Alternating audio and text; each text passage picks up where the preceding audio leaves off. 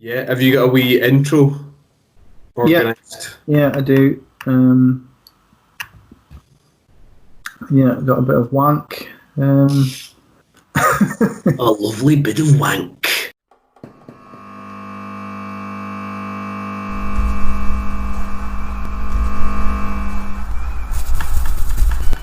You'll share man's greatest thrill. They tried and failed. They tried and died. You're dealing with the crap de la crap. Hello and welcome to episode 10 of the Scratchcast, the alternative pop culture podcast. I'm Sneds, he's Grant. Hello. And we're just two normal blokes who like to pretend we know shit about music. How have you been since the last podcast, Grant? I've been very well, mate. How have you been keeping yourself? Pretty good. I watched a bit of 2000 Screens, which is like the online version of 2000 Trees Festival, which is like an alternative music festival, so that was pretty good. Good. It was like sets from Jamie Lemon, the Black Futures, and there was a pretty cool... You heard of the band False Advertising? I don't think so, I think no. they were actually at the the Jamie Lemon gig that we went to. I think they played before you turned up. All right, okay. So like, the lead singer of False Advertising, Jen, did like a stripped back piano set of covers of Reuben songs from their first album. All right. So good. I mean, that is obviously one of my favourite albums of all time. So that was a pretty good set. And there were some pretty cool bands. There's a band called St. Agnes, who've got a really cool track called Brother. There's a band called Nova Twins, who are they're a three-piece where there's two twins fronting it, and there's like a drummer in the background. So they're pretty sort of distorted bass heavy band. They're pretty cool. And a weird band called Strange Bones, who they're a four-piece with like sort of bits of dance and techno influences. They're sort of a heavy rock band with that sort of kind of those aspects to their sound. So that was pretty cool. That sounds quite interesting. Worth I think all this stuff is still on like their Facebook and that, so it's worth going back and looking at. I mean, the Black Future set is awesome. Like anything I've watched of them performing live is always really impressive, and there's just two of them as well. So do they go like full on kitted out in their kind of boiler suits? Yeah. And I think in this one they were wearing like full on masks and stuff as well, so they must have been absolutely melting. But yeah, definitely worth checking out. Yeah, check that out. But yeah, I just thought it was worth mentioning. So we've reached our 10th episode milestone, and to celebrate that, we're going to introduce a new feature that for the moment I'm calling Submission Corner, where Grant and myself put each other in headlocks, and the last one to pass out wins. Of course not. What's actually happening is that on each episode we'll review one or two singles or albums or EPs that we've been sent directly from bands or artists. So it'll be a good way for us to hear some cool music and sort of, you know, get the word out about some burgeoning acts or local acts. So if you are a band or a member of a band and you think you've got something that we'll be interested in hearing, then please send your submissions to the headscratcher@outlook.com, or you can just go to the website and submit it through the contact page there, or just direct message us on Facebook or Instagram. Plenty of ways to get in touch. What other exciting stuff have we got on the episode? We are reviewing singles from Peter Bibby's Dog Act. And Still Squid. fun to see. Still so fun to see. And Squid. We're also covering the latest albums from Mrs. Piss, possibly the best band name ever. LYR and Phoxjaw, and the new EP from Ditz. So, we'll just get started with the single swap then. Yeah. Do you want me to start, mate? Sure, yeah, go for it. Cool. So, as Ned was saying there, the last time that we did the podcast, he gave me Peter Bibby and his backing band Dog Axe new single Oceans to review. So that was released on the 8th of May 2020. It's approximately 4 minutes and 8 seconds long.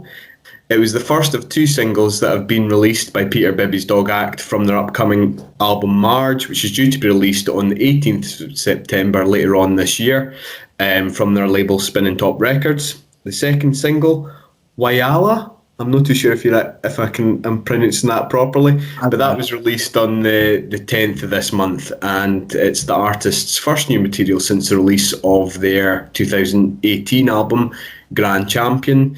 To be honest, I hadn't heard of Peter Bibby before until you recommended Oceans to me, so I thought I'd better do a little bit of research into him. I knew that he was somewhat of a kind of cult figure, or had a cult following as an alternative artist over in Australia, from what you were telling me last time, Sneds. But I came across various different articles, such as the one from www.unfashionablemale.co.uk by a person, I don't know if it's a male or a female, Emir Pa, who described him as a prankster and an Andy Kaufman-like figure, which is obviously quite a bold statement. It's a pretty bold statement, yeah. You know, because if you know anything of Andy Kaufman, you know, that's a character that was on all the time. You know, it was just off the wall constantly. However, none of the articles that I really read about him really provided much context for this, so I decided to watch a few interviews with him online, mostly on YouTube, in particular the ones from AU Review, Music Feeds, and another one entitled Parking Down with Peter Bibby, all of which seem to follow his appearance at the Laneway Music Festival 5 years ago, back in 2015, which, as far as I'm aware, is an Australian musical festival which takes place at various different places all over Australia. So there'll be, say, in Melbourne 1 month, and then it moves to like Sydney the next, and just kind of works its way around the country from what I've read. I could be wrong in that though, I'm not 100% sure. And although I wouldn't go as far as to say that he reminded me of Andy Kaufman, he's definitely an interesting, intriguing guy, and I would have said like an overall fucking dude, as I have described him here. He's just really cool, really likeable character. In the last interview that I mentioned, that kind of Parking Down with Peter Bibby, he speaks about where his influences have come from. So in particular, he talks about his interest in wordplay. Okay. Putting interesting words together and, you know, ideas, and how he enjoys reading the likes of Kurt Vonnegut, Charles Bukowski, and the likes of Hunter S. Thompson, who wrote Feeding Loathing in Las Vegas. And having went back to listen to his back catalogue, you can kind of see that in the likes the songs such as Cunt, Medicine, and Hates My Boozin', all of which are really, really good, and I would recommend anybody to go and check them out. There's some really brilliant live performances of these available online. In particular, I would recommend RTRFM Perth's View From Here #7 video. I think it's a radio station over in Perth, Australia, and that features Peter Bibby with a different backing band called the Bottles of Confidence, and it includes, I think, a couple of guys on fiddles and violins, and it's really, really good. There's a drummer. I think the drummer is a guy from another band called Pond, I want to say. And I think they were kind of touring buddies for a while, possibly at the Laneway Music Festival, I'm not 100% sure, but really worth checking out. As for the song itself, as I said previously, approximately kind of 4 minutes and 8 minutes long. It's a bit of a long one, but certainly doesn't feel like that. It doesn't feel as if it kind of drags on or drags out. The song opens with a kind of stuttering guitar and drum combo. However, this quite quickly falls away around the kind of 17-second mark and gives way to this kind of rhythmic piano. I think it's just somebody playing maybe, I don't know, a few keys constantly throughout the rest of the song. And this kind of keeps pace with this kind of vibrato underwater guitar sound, which Peter Bibby has been quoted to say that he used intentionally in order to provide this almost kind of wobbly seasick seasick kind of feel to the song, and it works really well. I mean, that's kind of the impression I got. It does kind of feel like this kind of underwater melody, and it's basically a song about going mad at the sea. His vocals are undeniably and unforgivably Australian. He's actually a lot younger than what I thought he was, because listening to him sing, and in particular hearing him sing lyrics like, I'm not going to try and do an Australian accent, so don't worry. Hand me that feather under the parrot that it came from, and the dead man you took it from, you fucking bastard. I couldn't help but be reminded of the comedian Barry Humphries and his character Les Patterson. Do you know who I'm talking about? No, do you know the guy that did Dame Edna? Yeah. So he did another character called Les Patterson, who was a kind of... He dressed like a businessman, but he was basically just an Australian slob alcoholic. Really, really broad Australian accent, really coarse, but really funny. The song kind of fades out around the kind of 2 minutes 52 seconds mark, with this kind of raucous vocal refrain with Peter Bibby and a whole host of other folk singing the chorus. I'm obsessed with the middle of the ocean. I'm depressed at the middle of the sea. And you can hear kind of beer bottles clinking about in the background. But yeah, I thought it was pretty good. Rating, I would probably give it I've said a 6. That's probably a bit unfair. Probably a 7 out of 10. It's all right. I thought it was okay. But I think, to be honest, I much preferred his older stuff. Okay. Certainly likes the songs that I mentioned, Cunt, Medicine, Hates My Boozing, all that stuff are really, really good. But I think it'll be interesting to see what he comes out with, in September, because I've listened to a wee bit of that other single that I mentioned, and it's quite good as well. You've kind of put me to shame, because I haven't really gone back in his back catalogue or done any particular research on the artist himself. I just kind of listened to this song and it, I recommended it to you because I thought it was a pretty decent track. So I don't really have that context for his other music, and I haven't listened. Well, I haven't had a proper chance to listen to that new single yet either. So I'm just really discussing the single in isolation, really. And it's just kind of the fact that it kind of opens with that. It's got a sort of quite a grungy style riff right at the start. Yeah, definitely. With loads of distortion and sort of squealing guitars and stuff. And then it, like you said, it devolves into that kind of warbling, sort of floaty lead guitar lick, which is kind of quite sort of fun and jaunty, I suppose, compared to the sort of cacophonous intro. And like you said, it's just a song about going mad in the middle of the ocean, and it's got the opening line, I'm obsessed with the middle of the ocean, I focused on this motion and the fragility of men. And I just like the way his singing style is sort of raucous and gravelly, and it's just a sort of interesting.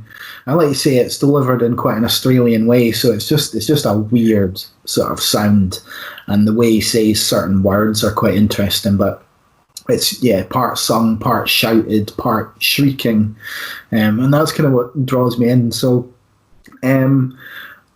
and yeah, it's just quite a weird track. I think there's elements of stuff like Pixies in there, and oh, absolutely, some of the output of like artists like Eels when they go a bit rockier, that kind of thing. So yeah, it's got that kind of raucous sing along section where everyone joins in, and a kind of thundering drum roll into the final minute, which is just full of screaming and squeals and crashing cymbals and stuff. So. Yeah, it was just a track that I thought was pretty decent and had a lot of promise. So I'm quite interested to hear the rest of that album, Marge, when it comes out in September. But like you say, I think probably a 7 from me as well. I don't think it's amazing, but I think it's pretty good. So definitely worth a listen. If you're saying that his back catalogue's kind of better than this, then I'll definitely go and take a look at that. Oh yeah, definitely worth it, man. Cool. So that was Oceans by Peter Bibby's Dog Act. I'm able to keep a straight face. I was going to say, I think we've become desensitized almost. We've become immune to it, yeah. I think so.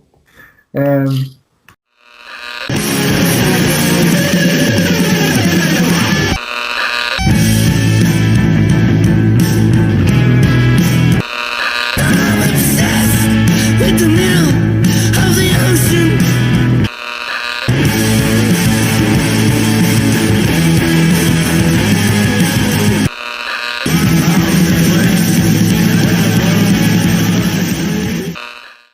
Cool, okay, so let's move on to Broadcaster by Squid. So this is... I haven't done nearly as much research as you did for Peter Bibby, so I know that they're a 5-piece from Brighton. Yeah. And their song is called Broadcaster.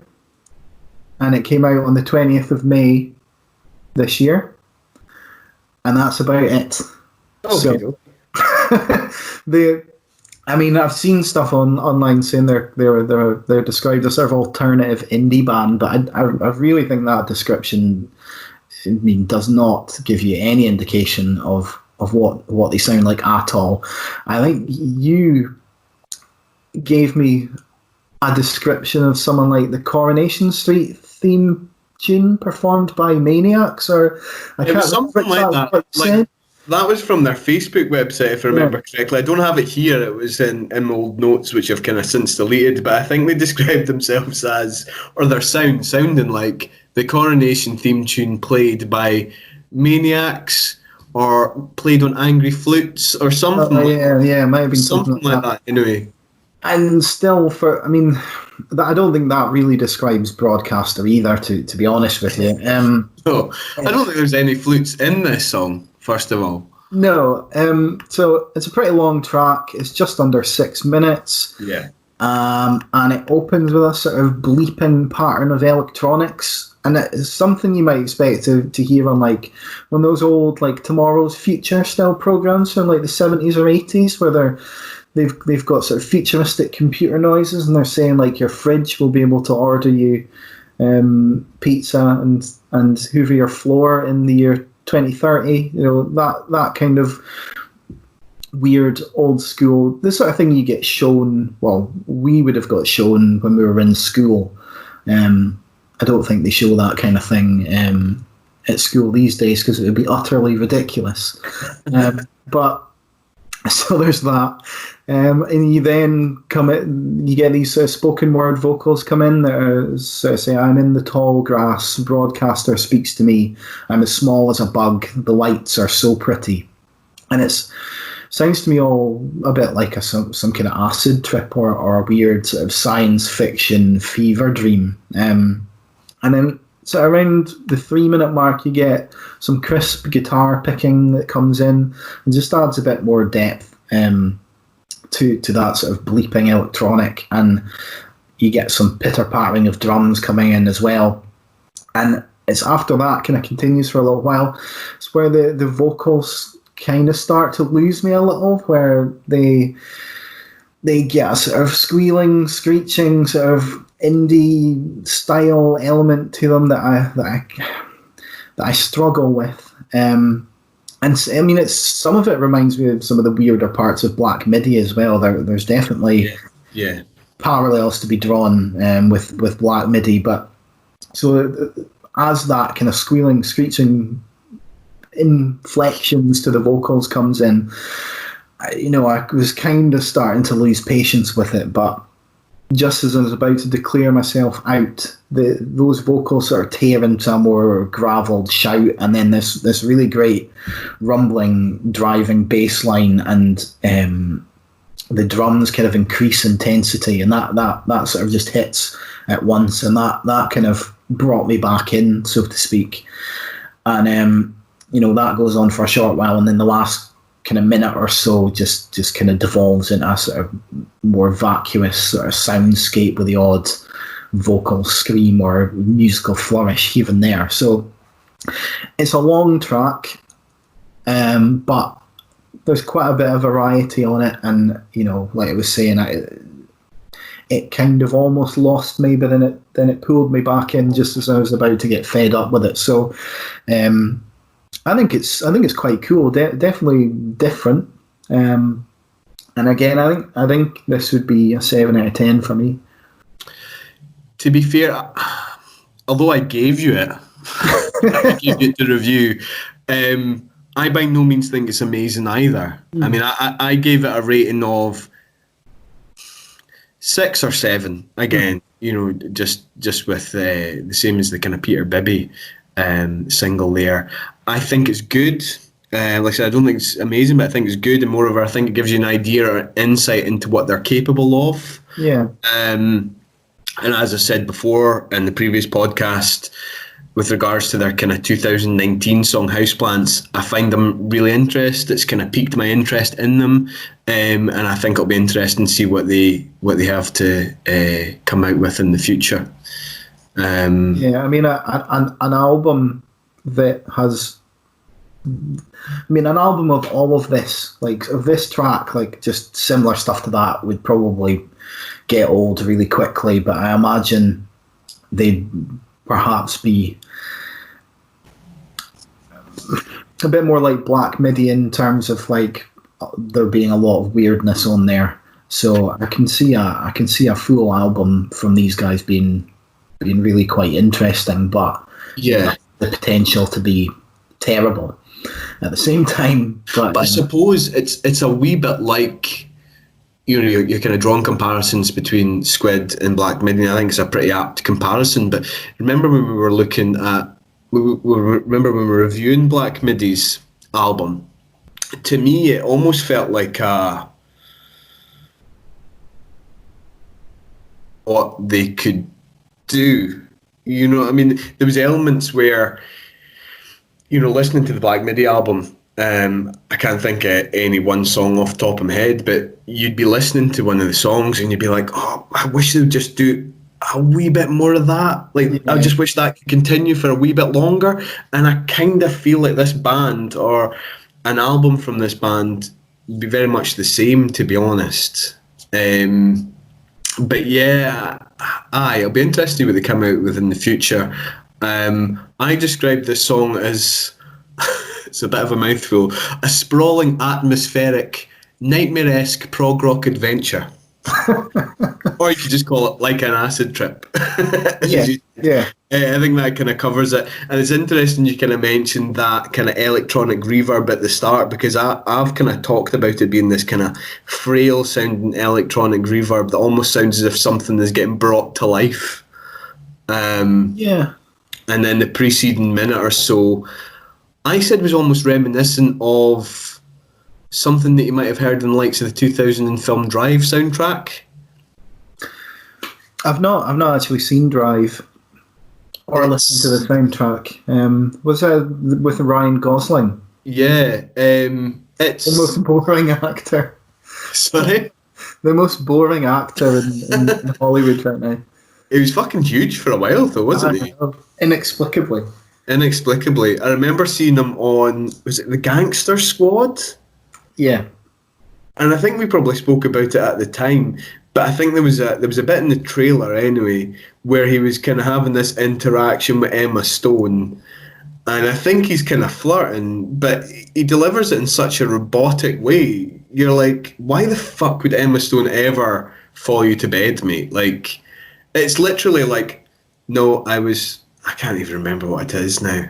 Oh, fuck, I'll have to have a look back in it. Yeah. But yeah. Anyway, with regards to the soundtrack, it does kind of feel really kind of, there's a real 80s feel to it, and I also kind of likened it a wee bit, just kind of the opening minute or so, to the Ostra song, The Beat in the Pulse, from her album Feel It Break, which coincidentally was released on the same year, back in 2011, which is really fucking good. Really, really good. Heard of it, no? I think The Beat in the Pulse was featured on the trailer for, I want to say it was an Irvin Welsh adaptation of one of his books. Filth? No, it wasn't Filth. It wasn't as successful as Trainspotting Trainspotting 2 or Filth. It could have even been a direct-to-video type of thing. It featured the guy that played... Was it Merry from Lord of the Rings? Okay. It featured him. But yeah, I'm afraid I can't remember the name of the song. But yeah, a really good album and worth checking out. Okay, so Yeah. we went off on we both went on a bit of a tangent there, but so yeah, I think we both think Broadcaster's all right. I'm interested to hear what will come next from Squid. So yeah, that was Broadcaster by Squid.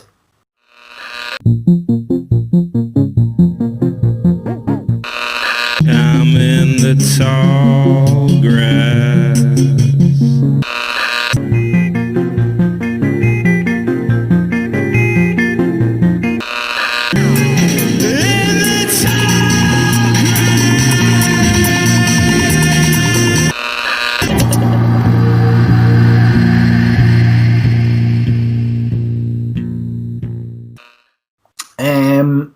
Okay, what have you got for me for the next episode then?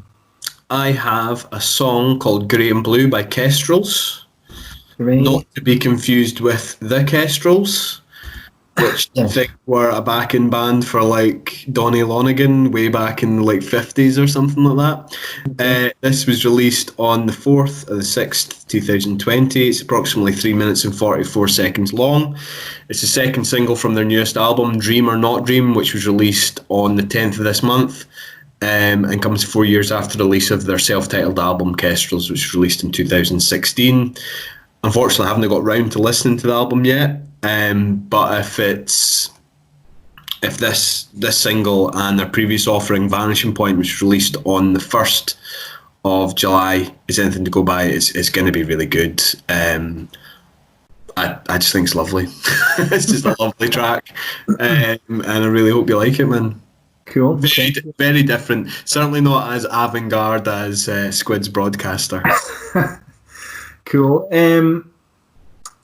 I kind of panicked a little and was like, I don't have anything. So I kind of came across this song called Feeling Fine by a band called DREGG. That's DREGG. Right. Are you about to tell me you've heard it? I've heard of DREGG. Yeah. Because I've listened to their stuff before. I can't think of any of their songs off the top of my head, but yeah, I haven't heard that song, but I've definitely heard of the band. Okay, so they're basically a hardcore punk band with a bit of sort of punk rock and alt rock in it, not too dissimilar to the likes of Turnstile. So I just think it's a really fun track. I expect you'll probably like it, but there you go. Let's have a listen. Let's have a chat about it. Cool. Look forward to listening to it, man. Okay, so that is Grey and Blue by Kestrels and Feeling Fine by DREGG. Alright, let's just move on to the new feature then. Are you ready for Submission Corner, Grant? I am indeed. Fight! Okay. That's enough of your shit. Right. So, anyway, we got a ton of stuff sent to us over the course of the last month, so I sifted through that and picked a couple of singles I thought it would be worth talking about. So the two we're going to talk about are Into the Abyss by UsualSuspex, which is spelled with an X, and It Don't Bring Me Down by the Moonlands. We'll just start with UsualSuspex then. So, UsualSuspex are described on their own Facebook page as a 4-piece indie rock band from Glasgow. Into the Abyss was released on the 24th of April this year. And it's, they say they're an indie rock band, but again, indie never really it never gives you any idea of what it's going to sound like. So what we actually get is a sort of quite cool, smoky, wistful sort of rock and roll track, and it reminds me a little bit of some of the output of the band Vast at times, who've got a sort of a song called Tattoo of Her Name, which is a really cool song about murdering a woman's husband and then getting double crossed at the end. It's a really good song, so worth checking out. But there's that kind of vibe to it. I was a bit worried when I first listened to this because the very first like couple of seconds have got like quite bad sounding acoustic guitar riffs coming in. I was like, oh, is this like some crap kind of singer songwriter stuff? But then you get these layers of fuzzy guitars and a sort of far away echoing vocal and sort of vocal whispers and a sort of sorrowful whistle tune throughout. So that all kind of layers up, and that kind of creaky sounding acoustic guitar actually works really well with all of that added. So, it's a pretty decent track. It's just over 3.5 minutes long, so it doesn't overstay its welcome. And I mean, there's no real context that I can find for any of the band's other output at the moment. Not on Spotify, at least. There's just this one track. So I'd be interested to see if the rest of their stuff, sounds like this, like performed out of a smoky, cigarette hazed, like a small, it sounds like it's been performed in a tiny, hazy, smoke-filled venue. So it'd be interesting if they've got that kind of vibe from the rest of their music. What did you think about it? Pretty much the same as you, my man. I've kind of ended my notes agreeing with you by saying, as you previously said, that on their Facebook page, they describe themselves as an indie band. And as with most, if not all, musical genres, this can obviously cover quite a broad spectrum. But I would say that judging by this song, I would say that they're maybe selling themselves a bit short there, because it's clearly not as straightforward as that. I would say that they probably have a bit more to offer. This song reminded me of something that likes of Roger Waters or Pink Floyd might have released. Okay. In particular, it reminded me of something that you might have heard on the likes of Pink Floyd's 1979 album The Wall. I felt it was similarly kind of atmospheric, almost apocalyptic. In that, you mentioned it kind of feeling quite sorrowful. I would kind of have agreed with that. This might have had something to do with me staring into my phone and listening to it on Spotify at 4 o'clock in the morning on the night shift when I wrote these notes. However, to be fair, the album cover or the artwork for the single does include a gas mask, so it's maybe quite a safe assumption to make. Who knows? I see that they are playing, or they're due to be playing, later on next month, I want to say, somewhere in Glasgow. I believe it's the Amsterdam Bar. All right. From their Facebook page. I don't know if that's something that will go ahead, obviously, with what's happening in the world just now. But yeah, it'll be interesting to see what they come out with in the future. Yeah. Okay, do you want to give it a rating, or are we just... I haven't given it a rating. I don't know why. Although, if I was to give it a rating, I'd probably give it 6, 7 out of 10. Yeah, I think I think a 7 for me again is a pretty fair rating. Okay, so that was Into the Abyss by UsualSuspex.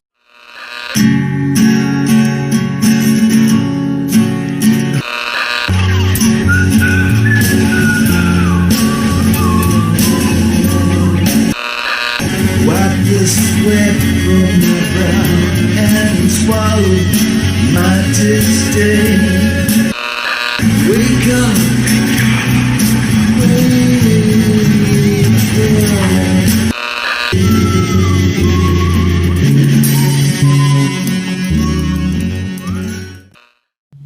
Okay, so the other one we've got is completely different, and it's called... Any more different? It couldn't be any more different, no.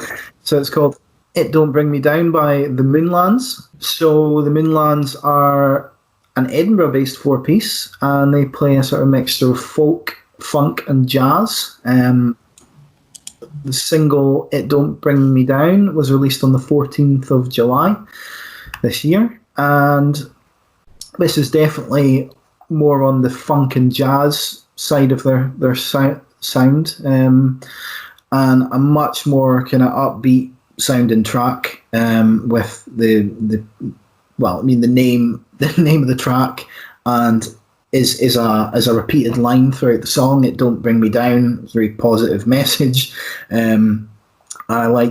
I quite like to hear the Scottish twang in the vocal delivery every now and again, which is always nice to hear. So there's lots of kind of funky guitar licks and bass rumbles and drum flourishes, and there's a really cool sort of bass breakdown round about the middle part of the song, and it's just a really fun and energetic song, which I think it would be quite good to hear live. I think it would lift the mood of a room. So we were sent this. We were in sort of video form. So there's a video which is just kind of people dancing around different locations in Edinburgh, which was quite interesting to see. I don't know if it adds all that much to the song, but it's worth watching if you want to see some people dancing. Various parts of Edinburgh. And again, I haven't heard any of the other output from this band. But again, I'm quite keen to hear more. It's not, this kind of thing isn't particularly my cup of tea, but I can appreciate it. So I think it's good. It's not the thing I'd really normally listen to, but I think it is a good track. Yeah, I mean, I would agree. It's not the type of thing that I would normally listen to, but you can't help but like it. It is a proper earworm, if that's even the right phrase. I found myself singing it. I really have. I've described the song as immediately uplifting, captivating, has you jiving away in your chair from the word go. It's funky, bright, breezy. You mentioned that bass. That's so fucking good, man. It's so good, and particularly during that bridge that you kind of mentioned. It really is just such a feel good number. You can't help but feel happy listening to it. As you said, the video's available on their Facebook page. And it genuinely made me long for Edinburgh. I wanted to go and join and dance about the meadows with them. And I suppose for listeners who don't know Edinburgh, I'm not talking necessarily about just a random kind of woodland glen or pasture. It is an area in Edinburgh. They kind of reminded me a wee bit of an American band which you might have heard of. I listened to them way back in 2009, 2010, but with a lot of bands, I just kind of stopped listening to them. Not necessarily because I fell out of favour with them or anything. I just got distracted with something else. But it reminds me of a band called the Bright Light Social Hour. Have you ever heard of them? Doesn't ring a bell, no. They're an American band from Austin, Texas. They've been on the go since probably 2008, 2009. And they've got kind of similar setup, I think, to this band. Similarly kind of funky and kind of soulful. It's funny when I was looking at their Facebook page and kind of reading through the kind of band member list, I noticed that it consists of 4 members, by the way, and they describe themselves as the Moon Laddies. And I thought that'd be quite funny, because if they're up for our way, they could call themselves the Moon Loons. The Moonlands, aye. The Moonlands, which I thought was quite funny. But hey-ho. But yeah, I enjoyed it, man, and I would say a definite 7 out of 10 for me. And that's only because it's not normally the type of thing I would listen to. But as I said, you can't help but like the song, and it certainly gets you up on your feet and wants you to dance about the meadows or along the castle palisade. Definitely, yeah. I think a 7 out of 10 as well for this. So, so that was "It Don't Bring Me Down" by the Moonlands. So, if you think either of those tracks sound like your cup of tea, go and check out Usual Suspects or the Moonlands and let us know what you think. Let them know what you think. Absolutely.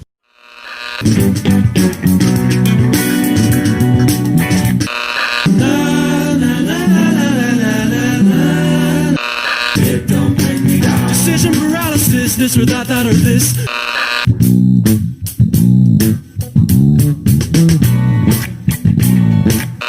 Said it don't bring me down. No, it don't bring me down.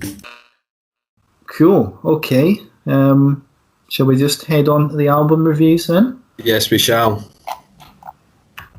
Okay, so we're going to start with an album called Self Surgery by the band Mrs. Piss. So, other than having one of the best band names ever, Mrs. Piss are a collaboration between Chelsea Wolfe and Jess Gowrie. Now, Chelsea Wolfe is an artist who typically creates sort of drawn out, moody, bleak soundscapes, and it can be a pretty tough listen. Case in point, we talked about possibly reviewing our most recent album, but I don't think either of us could really get into it, so we decided to give that a pass. I think Jess Gowrie is Chelsea Wolfe's resident drummer, yeah. So they're used to working together anyway. So she also seems to drum with the band Horseneck, who are they're a super group of sorts, who do a kind of sludgy, rocky, kind of post-hardcore sound. I've listened to a couple of tracks, not really into it, but I'm sure there's lots of people out there who would be. But Mrs. Piss is a completely different proposition from either of those sort of styles. It's a far more grungy, alternative rock kind of sound, but there's elements of kind of harsh sounding black metal kind of aspects infused into that sound as well. It's a much more sort of dirty and deranged kind of grunge. Have you got anything you want to say before just get into some of these tracks? Yeah. As you kind of mentioned, it kind of been a joint collaboration between Chelsea Wolfe and Jess Gowrie. I'd read on their Bandcamp website that the songs on this album are described as kind of more urgent and visceral than anything either of them have created before. It's certainly different from the last thing that we both listened to from Chelsea Wolfe, which, as you said, is a kind of 2019 album, Birth of Violence. I really enjoyed the second track in the album. The first track, I can't even remember the name of it now off the top of my head, but it's a kind of intro type thing, isn't it? It's called To Crawl Inside, and it's just 43 seconds, but it's just kind of disturbing, weird noises, and it ends on the sort of creepy refrain, I'm bathing in the filth of the world. Yeah. Quite perfectly sets the sort of tone and sound to expect from the rest of the record. Aye. I mean, I really enjoyed the second track in the album, which is Downer Surrounded by Uppers, which I believe featured as one of the singles from the album. I think that was released on the 14th of May. As you were saying earlier, Sneds, I felt it was dirty, raw. I felt as if it had this almost Distillers, Brody Dahl-esque feel to it, which I really dug. But I felt as if there wasn't that much on the album that really held my interest, if I'm honest. Okay. I was quite disappointed in it. I thought, like I said, that second track showed a lot of promise.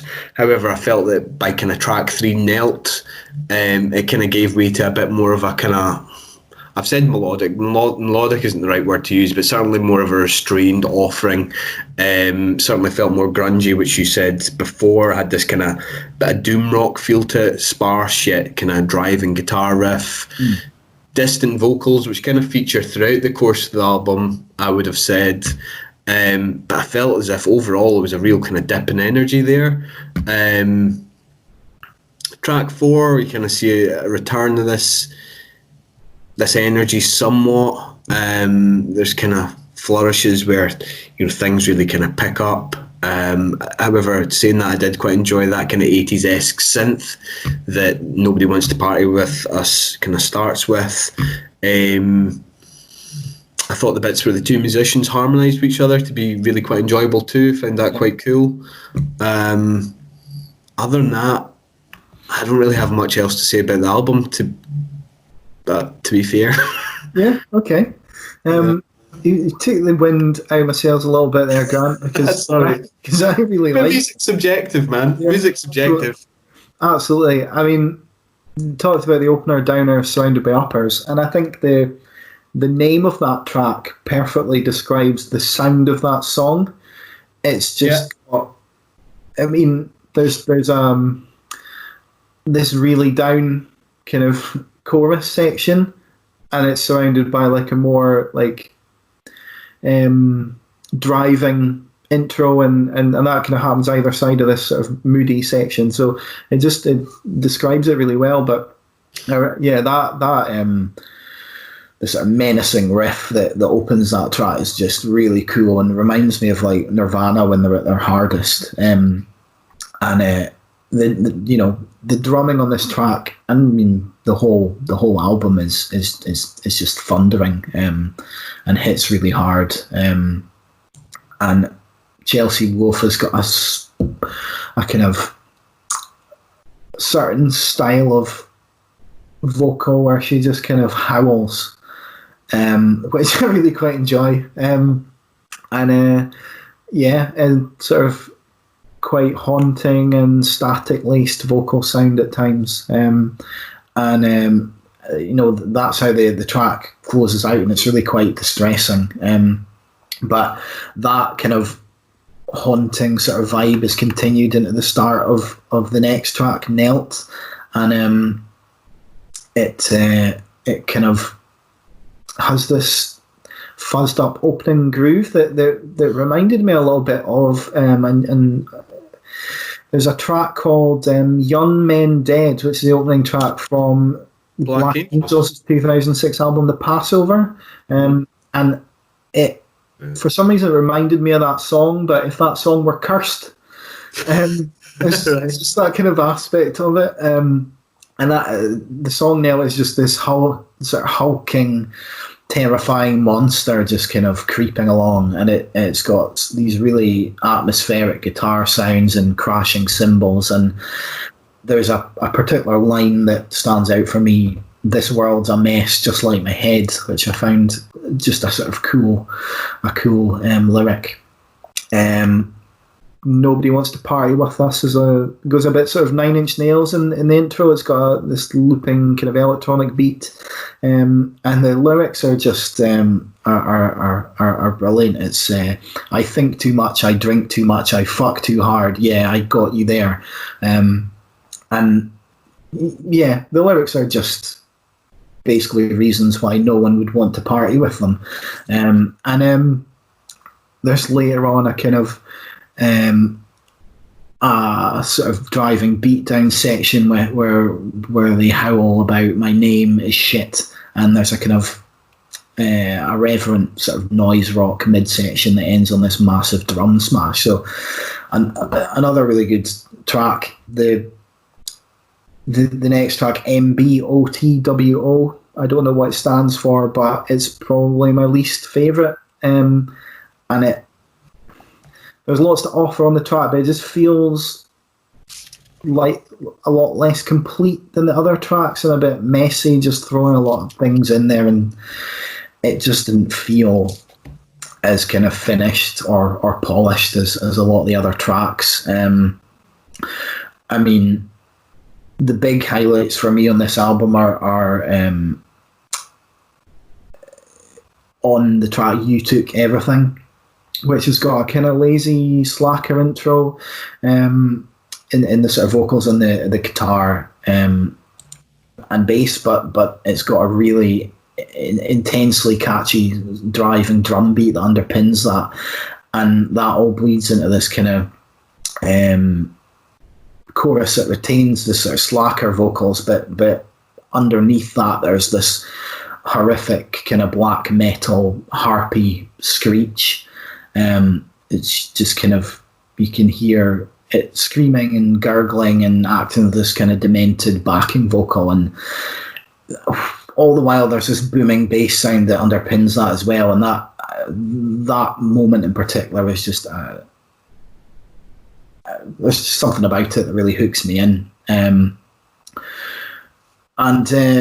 mean, the title track, Self Surgery, really bouncy. It's got an almost fun bass line for an album like this, but it's, you know, covered in layers of fuzz and crust, and it leads into another really great vocal moment that just builds and builds in intensity into really kind of horrific high pitched screech, and really good. And you know, you close out with the song Mrs. Piss, which has another pretty intense drum beat, bending vocal harmonies, and essentially declares that Mrs. Piss is not to be fucked with.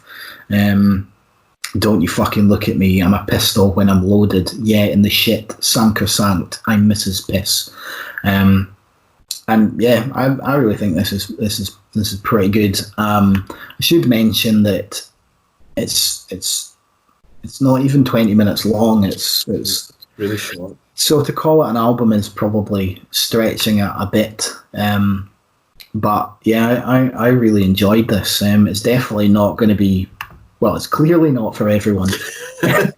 but yeah, for me, this is a solid 8 out of 10. I haven't given it an 8 out of 10. I've given it a 6 out of 10, and for the reasons I've previously mentioned, I don't think it's bad. As I said before, I just didn't really find that there was really all that much to sink my teeth into. Maybe I need to kind of sit with the album a bit longer. I don't know. But as I said, that's just my own musical preference, maybe. For me, I think if they'd kept the tempo and the energy up from the second song that I mentioned, the downer sound bumpers, I might have enjoyed it a bit more. I suppose that kind of says that would probably have people think that the rest of the songs are lackluster, which they're not, because as we said, and as you quite rightly pointed out, there are times where, it really kind of ramps up a gear. But I don't know, I just found it difficult to kind of really hook on to anything. In my notes, I've kind of said that I suppose if you're a fan of Chelsea Woof, it might be there we go, I've called her Chelsea Woof again. That's her new name, Chelsea. I suppose if you're a fan of hers, it might be interesting to see an artist that you enjoy doing something a bit different from her usual shtick. But I think, to be fair, kind of looking back on, you know, the aforementioned 2019 album, Birth of Violence, there's still, you know, she still does that kind of goth doom rock kind of thing, and you know, there is elements of that there, isn't there? Yeah, definitely. I mean, I'm not a big fan of Chelsea Wolfe. What I've listened to, really, I mean, I've heard there are the odd track that I've heard that I've really enjoyed, but other stuff I've heard has just been kind of too long form to hold my attention. But this is just, I mean, I love kind of early grunge music and alternative rock, and when you mix that with the more extreme elements, it just works really well for me. You know, I don't think I could listen to it because of the kind of dirty and kind of horrific kind of sounds that are on there. It's not. I'd probably have to be in a certain place to listen to it, but it's kind of rocky and interesting enough that I think quite a lot of people will be into this. Cool. So, okay, so then that was fairly divisive, but that is Self-Surgery by Mrs. Piss.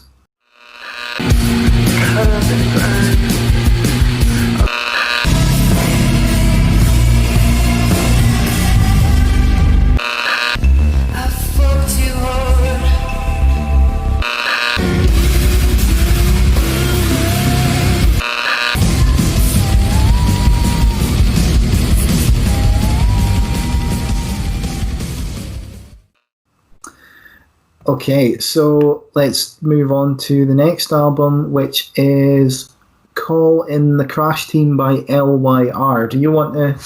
I do indeed, sir. I do indeed. So, Call in the Crash Team by LYR, I think... Does that stand for anything? I don't know, to be honest. I couldn't find anything online to say that it did. This album was released on the 26th of June this year, consists of 11 songs, and it's approximately 39 minutes and 43 seconds long, so just under 40 minutes.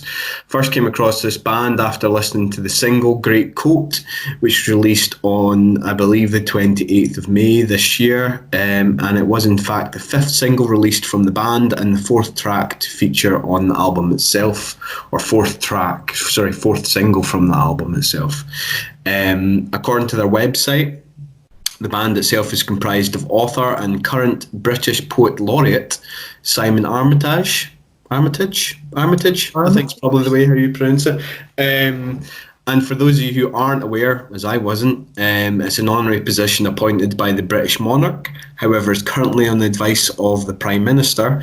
The post itself doesn't necessarily hold any specific duties. However, there is an expectation that he or she would write verses for special national events and or celebrations. So, for example, one of the first pieces that he wrote as the Poet Laureate was a poem entitled Conquistadors, to commemorate the 1969 moon landing.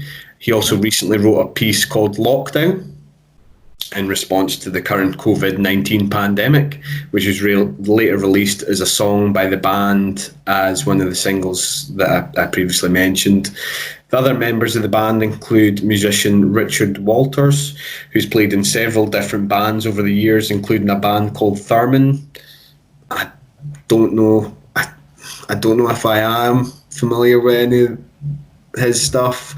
However, he's largely worked as a solo artist from the early noughties onwards, and I think he's currently signed up to Big Scary Monsters. Well, I'm not sure if he is, because I saw that. No, I think he was, maybe. I think he's on an independent label. Maybe. Well, they are an independent label, but another label, because I saw that and I was like, oh, he's label mates with like some of these artists we've covered, like Gender Roles and Jamie Lemon and stuff. But he didn't seem to be currently on their roster. Right. Okay. Oh well. Who else have we got? So we've got him, and another guy by the name of Patrick Pearson, who is a multi-instrumentalist, writer and producer, and according to his website is well known for his alternative keyboard arrangements and left of centre lyrical writing. I really like this album. It's not something I would have listened to, say, maybe 10, 15 years ago, or in fact really given the time of day. And I find it quite difficult to put my finger on just why I enjoy it as much. When I've discussed this album in the past, to kind of people I work with and other folk, I've likened it to the likes of Nick Cave and the Bad Seeds Ghosteen. Yeah. And although I would say there are similarities between the two records in terms of how evocative and endearing they both are, there is something different about this one. And I don't know if you would agree, Sneds, but I suppose with Ghosteen, although we probably previously talked about it being a spoken word piece, there is a certain timbre in Nick Cave's vocal delivery where I suppose he is kind of singing. Yes, yeah. He is singing, and this is, for the most part, spoken word, which, like you say, I probably wouldn't normally bother with. I mean, I think my only exposure to spoken word, other than some of the awful output from William Shatner, I know you've heard his cover of Rocket Man. I have. But it's it's pretty dire. Good for a laugh though, but the only other kind of exposure to spoken word I've really bothered with is Stuart Lee's version of Pea Green Boat, which is like a harrowing retelling of The Owl and the Pussycat. It's a piece of sheer brilliance, but it's just like really dark and difficult to listen to, but excellent. So I've got a little bit of a precedence for this through that, but I mean that's one story over the course of a short EP, not a full length record. So I mean, I really enjoyed this as well, to be completely honest. There's a mixture of like spoken word poetry, which and then there's like sort of ambient and experimental music layered over the top of that, which I've recently been listening to an artist called Audio Dope, who does kind of sort of ambient stuff, which I've really been enjoying. So again, I've had that sort of thing separately, listen to the ambient stuff, but not necessarily alongside the spoken word element. But I mean, particularly the opening track on this just kind of blew me away, to be completely honest with you. Yeah. The way Armitage kind of weaves his words together is nothing short of phenomenal, and I suppose that's what you should really expect from the Poet Laureate. Yes, and I mean, if you'd asked me who the Poet Laureate was, I'd be like, I don't know. Like, I honestly wouldn't have been able to tell you or what they really did. So that's a bit of an aside, but yeah, he's obviously a very prolific poet. And I don't really pretend to understand much of what he's talking about. But it seems to be the story of the first time that two people met, and the music that goes along with it is just full of anguish and heartbreak and regret. And there's like haunting piano and this sort of heartbeating raindrop percussion and sort of soothing sighs and a memorable line. Did you marry that chump with the fags and the cash and the clapped out Ford and the copper's moustache? Did he ever twig that a barefaced boy had stolen at dusk through the gates of Troy?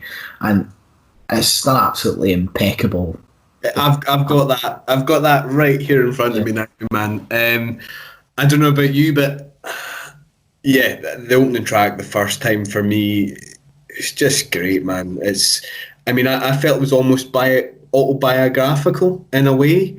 Maybe that's just me, I don't know. I found it really relatable. as you said, I kind of feel as if it explores these kind of themes of lost love, possibly even a failed affair, certainly jealousy, certainly regret, as you said. And I just find the whole thing really evocative, from the words that Armitage, pulls together. It would seem as if the kind of female character in the song has kind of seemingly moved on. But he hasn't, by the sounds of things. He still talks about, he's still mouthing your name, but mouthing her name now, 10 years to the day now. Just amazing.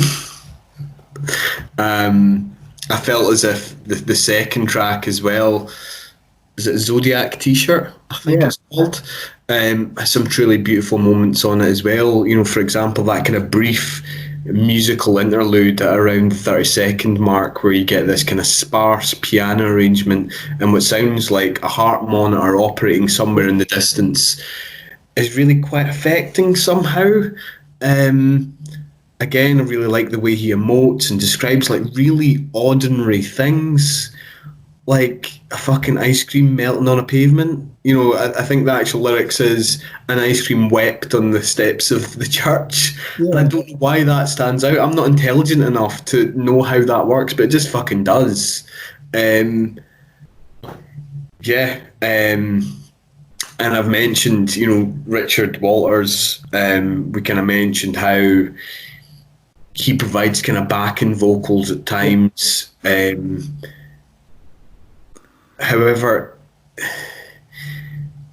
when I've kind of been writing my notes, I've almost kind of contradicted myself, because I think when I first started writing them, I kind of said that, it's really just kind of backing vocals, but they're more powerful than that, to be honest.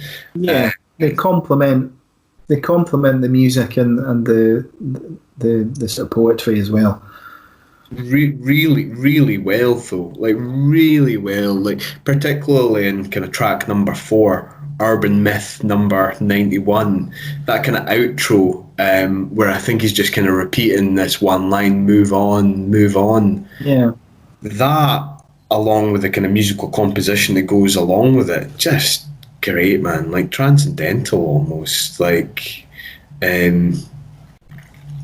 it certainly brings the song up into another level. So similarly with kind of track number 5, Adam's Apple. I don't know if you'd agree with this, Snedge, but for me it kind of depicts this picture of someone who's really on edge.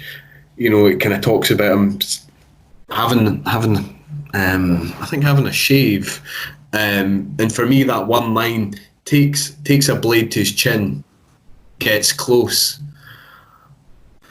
Yeah, I wondered if this track was, it kind of depicts him getting ready for a funeral.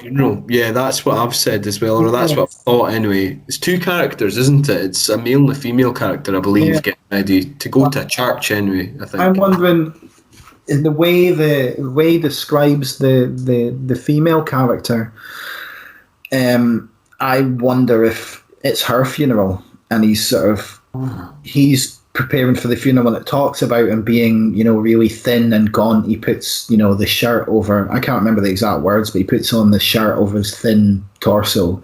And I wonder if, and then he's sort of looking at her getting ready, and she's beautiful and majestic. And I wonder if it's her funeral that he's, getting ready for. And because at first I really didn't understand the song at all. And I thought, it's just this kind of interesting song that kind of builds to this big crescendo with these haunting organs, yeah. And but that's kind of eventually, I think that's what I kind of got with it, because he's gaunt and thin and he's been crying. Everything he's putting on is black, his black suit, his black tie. And everything that's described with her is, well, she's like playing God with her hair, and everything's more vibrant when she's described. So that was my take of that song in particular. What did you think of the following track, Great Pro? It's product testing, not the next track. Oh, sorry, yeah, it is. The Yeah, product that's just, testing is just a little skit, really, is it? 1 minute of on, off. Yeah, seems to work. yeah, yeah. Yeah. What do you think of Great Coat? I like it. I found it really difficult, kind of what to make of it, because it's got all these like descriptions of like this rank old coat, and then he says it's a great coat, old fella, just never asked me to put it on. Yeah. And then he talks about dropping. When he mentions it, dropping you off on the piss-soaked steps of the charity shop, and I don't know quite how to interpret this. Maybe it's about sort of leaving the past behind, but I like the way it ends, where it's got these kind of driving drums and vocal loops and the poetry, they all combine together in a really quite sort of danceable way, which sounds exactly odd for like saying something spoken word and then it's danceable, but it really is at the end of Great Coat. It's funny because now bear with me, I'm probably totally off the mark. But the way I've kind of described the song Great Coat, it finds Armitage reminiscing about someone who's seemingly deceased, and this kind of iconic coat, the grey coat that they used to wear, and it possessing almost kind of mythical powers and abilities. It kind of talks about, the hand that plucked the buttercup still able to throw a decent uppercut or something like that. And he talks as almost of this as if he's in kind of in awe of it, or certainly in awe of what it represented it. But he himself wouldn't put it on. And I think his kind of spoken word delivery kind of ends with, "Now that you're gone, just never ask me to put it on. Looms like a zeppelin, glides like a warship." And it's almost, it kind of put me in mind, this is kind of going to be a bit left field, but it kind of reminded me of, remember that scene in The Fellowship of the Ring, where you've got kind of Gandalf, and I think he gets offered the ring by Frodo, and like Gandalf's like, "No way, like, I'm not taking that." It was almost like that. Like, It's too much power. Too much, but this grey coat's too much power. So I took it that he was dropping the coat off on the piss-stained steps of the charity shop, but maybe he is talking about the owner. I think he is dropping off the coat. I think he's talking to the coat there. Yeah. That makes sense. Aye. But yeah, I mean, like I said, this is the first song on the album that I listened to. Really enjoyed it.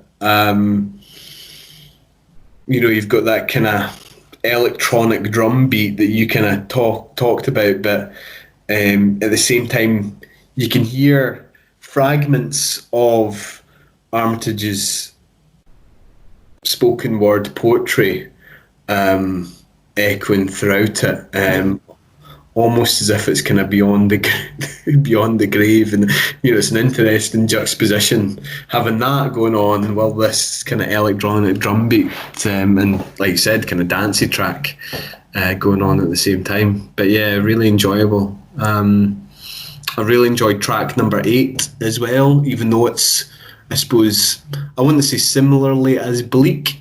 Certainly the kind of lyrical content, if you can call it that, is quite bleak for me. Again, I could be totally off the mark, but it depicts finding someone who's hung themselves, whilst I believe he says it's Diamond Dogs on Vinyl, which is a David Bowie album, plays in the background.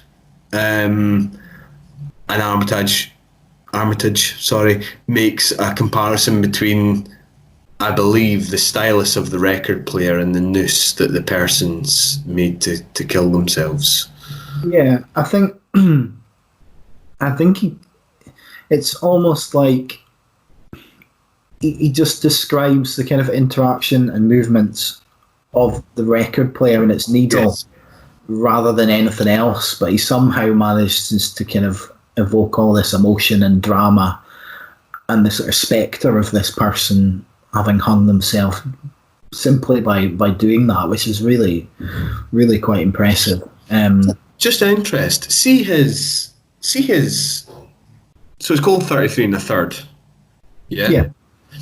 So records are played at 45 RPM, and it's at 33. Yeah. So a single Single is played at 45 RPM. A single would be played at 33. Singles played at 45, and a long play is played at 33 and a third. Oh, well, fuck, that explains it then. Yeah, I got the two mixed up in my So head. it's called 33 and a 33 third. and a third. And I read some stuff about it possibly being based on Ian Curtis, who was found hanged while the final moments of Iggy Pop's The Idiot played out on repeat. So there's a suggestion that was the inspiration for that track. And in fact, the crackling record sound that's on that track is from a Joy Division record. It's like the run-out strip from a particular Joy Division record, which for some reason I haven't written the name of down, but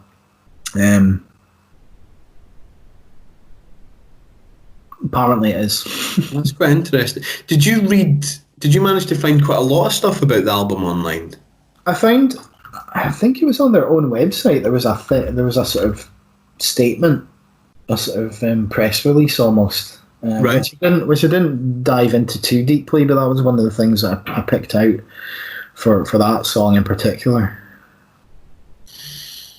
I really just looked at their website as well, and looked at the kind of about page. Yeah. To get a feel for what the band consisted of and the band members, and then like it seemed as if the rest were just kind of almost like reviews. Yeah. So I didn't really read that much, to be honest, because obviously I wanted to kind of take it. I wanted to take it at face value. I wanted to make my own mind up. So what did you think of the rest of the album? So I mean, we skipped over Never Good with Horses. Oh yeah, that was a single. That was one of the singles. Was it? Yeah, and I think.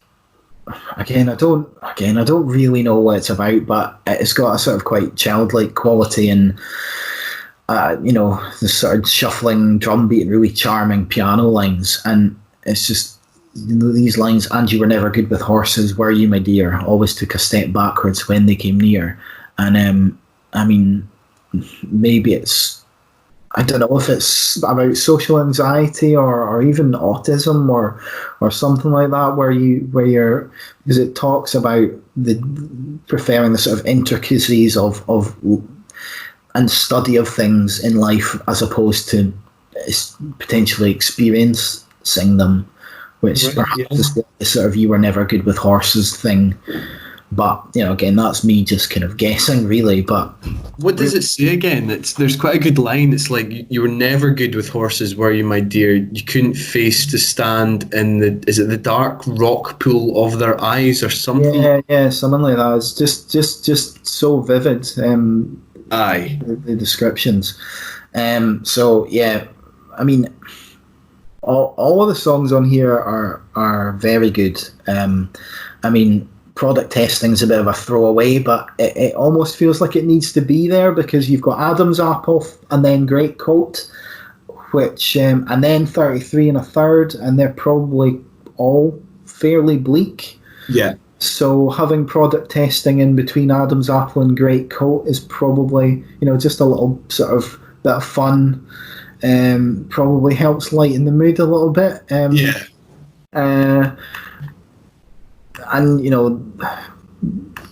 one of my favourite songs, I think, is actually The Quick Brown Fox, particularly just because of how weird the subject matter of the song is. It's just describing this website dedicated to collectible ephemera of a throwaway nature, which includes bottle tops, vintage erasers, and small animals, including a grumpy rhinoceros. Yeah, there's a bit that I quite like because he talks about, is it toy soldiers that have been melted into the shape of letters that reads out the quick brown fox jumps over the lazy dog. Yeah. And then I think he goes on to deliver more of his kind of spoken word, and it must be Richard Walters just starts singing the quick brown fox jumps over the lazy dog. And I'm laughing, but it's good. So good, yeah.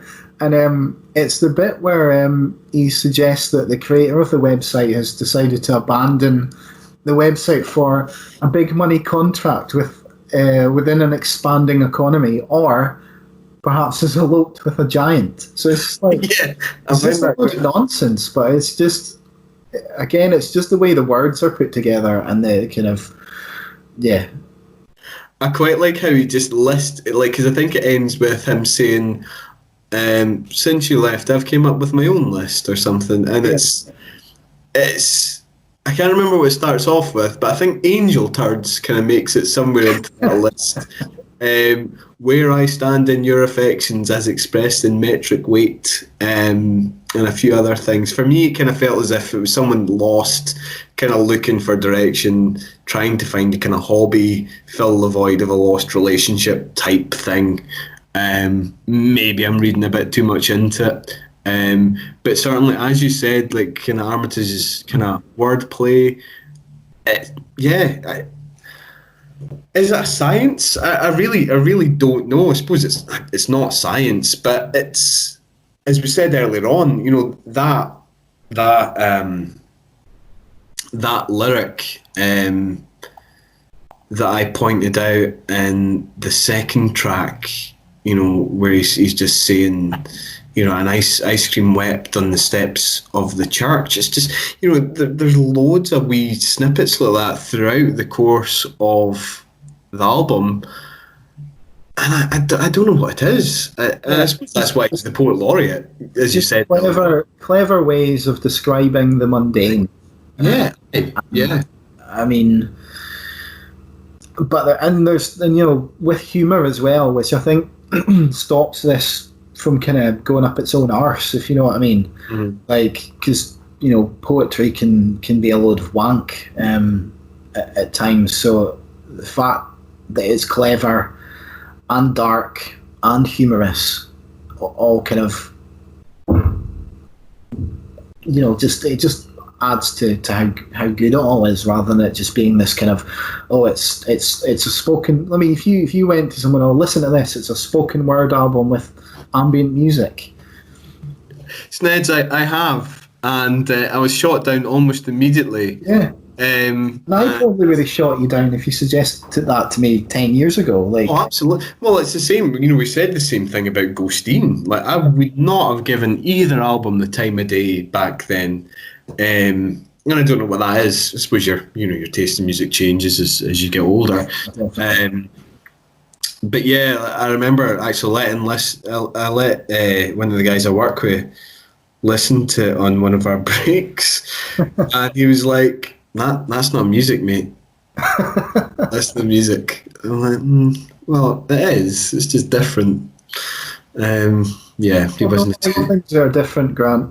What's that? People don't like things that are different. No, they don't. They don't. So.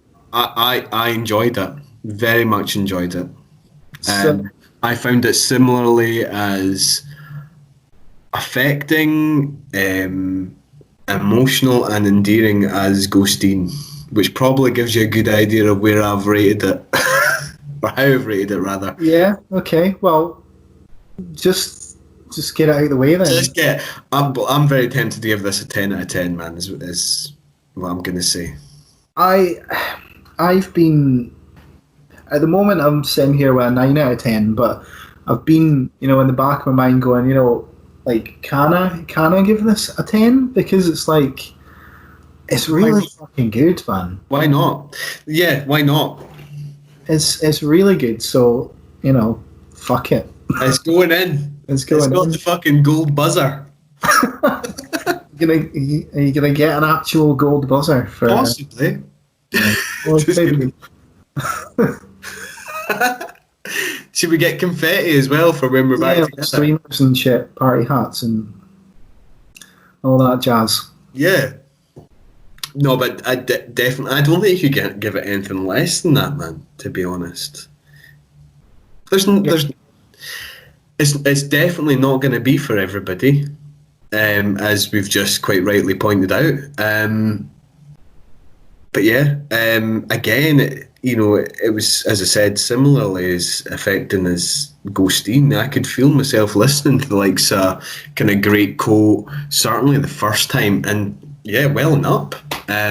Yeah. There's not many albums or many songs that are able to do that, I don't think. I mean, I didn't quite get as emotionally affected by this as I did by Ghosteen, but certainly the depth and kind of, I was still drawn in by it. So yeah, it's brilliant, absolutely brilliant. Okay, so that was Call in the Crash Team by LYR. Call it the first time, call it the last time.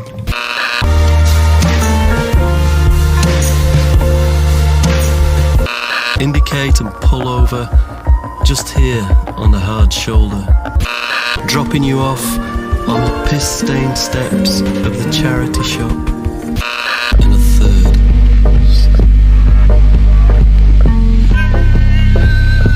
Neckties, antique bookmarks, matchbox labels. What do you want to go on to next? It'd be Phoxjaw, wouldn't it? Yeah, let's do Phoxjaw. Do you want to run on this one? Yeah. Yeah, I'll go with it. Okay, so this is Royal Swan by Phoxjaw. A band described on their own Bandcamp page as Bristol-based noisemakers and brain shakers, which is, I think, a pretty apt description because they make a fair old racket and can get pretty crushingly heavy when they want to. The album was released on the 3rd of July 2020. It's 11 tracks long and just over 45 minutes. So I've been following Phoxjaw for a wee while now, basically ever since I heard the single Triceratops from their first EP, which is called Goodbye Dinosaur. It's an absolute brute of a track with a sort of monstrous main riff and these delightfully off-kilter vocals and harmonies. And, to be honest, anything heavy that references dinosaurs is always going to pique my interest. And that EP is really quite excellent. And it, in fact, made the list of my 10 favourite EPs of 2018, which you can have a look at over on the website if you're interested. I suppose they're a sort of mixture of post-hardcore and grunge, and there's a bit of Brand New and Nirvana on there, and maybe some early era Rubin as well. And there's just a ton of variety and weirdness to their style. It's quite different from most other bands out there. We followed up that EP, Goodbye Dinosaur, with our second EP, A Playground for Sad Adults, last year. And that kind of upped the complexity and the weirdness with the likes of the incredible Melt Your Face of Wax, or the moody, creeping behemoth of a closer, The Curse of the Button Man. So for me, Royal Swan really lives up to the promise of those EPs. I've said to you it's more of the same, really, and normally that would be a criticism, but when more of the same is just more weirdness and surprise and crushing heaviness and refreshing inventiveness, then it's definitely not a criticism. I don't think you'd knew anything of Phoxjaw previous. I didn't know. It certainly wasn't what I was expecting at all, and I don't really know why. Even after listening to the third single from the album, which was "You Can't Drink a Unicorn's Blood," which was released on the 12th of June this year, which I think is maybe kind of track number 4 or 5, maybe 4 on the album. Is it track 3? Yeah, I think so. Is it? Not wrong, but I thought, for some reason, I don't know why, I thought it was just going to be another straight up heavy metal album. But as you said, that's not necessarily the case. Although there are elements of that in there, I think their overall sound is much more complex, textured, and again, difficult to really categorise. You've got those screams, those guttural howls, distorted and off-kilter vocals that you mentioned that you would expect from a heavy metal band, punishing guitar riffs. But there's times where I was kind of, listening to this album where I was kind of reminded of that kind of post-punk, almost kind of new romantic bands from the 80s. And I think that's purely from the lead singer, the lead singer's vocals, which I really enjoyed. That was one of the kind of standout elements of the album for me. That's not to take away from the rest of it, but particularly in the likes of the third song. Well, I've written the third song of the album, Triple A, which reminded me of something that Creeper might have released. I also found it to be at points, forgive me for saying this, but you could be forgiven for thinking it was quite poppy. And that's not, I don't mean that in a bad way, you know what I mean? I just found it really refreshing. And I think that there's points like that peppered throughout the course of the album that makes it a really enjoyable experience. You genuinely don't know what you're going to get next. As you said, it's really quite surprising. Yeah. I'm getting confused with the track numbers here. Sorry, that's probably mine. I've skipped over the intro track because it's just, it's a sort of short instrumental to set the mood. So yeah, I wasn't counting it. So you are right with the track numbering. So sorry. I mean, even from after that instrumental track, you've got the opener, Trophies in the Attic, and it's like, it just goes into these quite intricate guitar picking, sort of sweeping guitar sounds, and like you say, that vocal style, which is just incredibly infectious. And but then it's got it descends at these booming riffs and stabbing guitar lick, with that's followed up by sort of doom-laden gurgling guitar sounds and a punishing breakdown later in the track. So there's like you say, the vocals are relatively poppy in places, and then you've got just these absolutely crushing riffs. And I mean, Trophies in the Attic as the first proper song is a properly amazing opener. And Triple A, like you said, it was a previous single. So was You Drink a Unicorn's Blood, Half House, and Teething. I think those are all the singles. So they kind of reel off in one after the other, and it's a really strong lineup of tracks. I mean,